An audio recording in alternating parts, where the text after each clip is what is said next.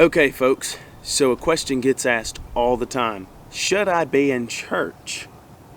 Well, that's a great question, and one that should get answered biblically, because just going off of our own opinion is not wise. So I'm going to give you 3 verses, and I want you to go study and see whether you should be in church or not. So here you go. First one is Hebrews 10:25. Actually, I'm going to go back to Acts, because that's where kind of the first verses talk about that.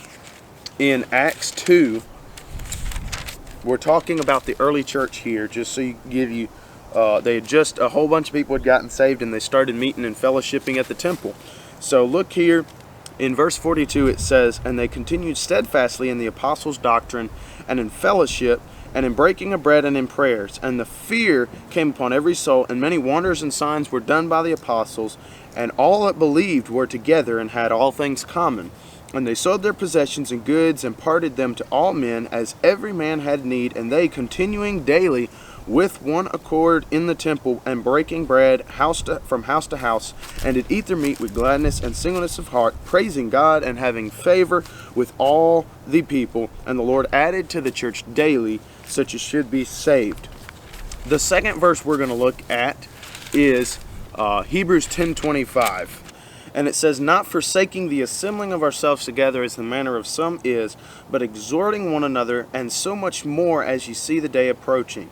So it's saying not forsaking the assembling, which basically is saying don't tell yourself not to participate with the assembling together, or fellowship, or church, whatever you want to look at that, and not to forsake. So that's very key. The second one we're going to go look at is Hebrews 3:13. And it says, "But exhort one another daily while it is called today, lest any of you be hardened through the deceitfulness of sin." You know why it's saying that? It's trying to address that you don't need to be stagnant. So those are 3 verses. You go study them for yourselves and see whether God really is telling you to stay away from church, but also whether He's telling you to go to church. Those verses are pretty clear on the subject. I suggest you go look them up for yourself. Don't take my word for it. Go find God's word and see what He says for you to do. Fellowship with some believers. And I'll see you next time on Bible Says. See y'all later.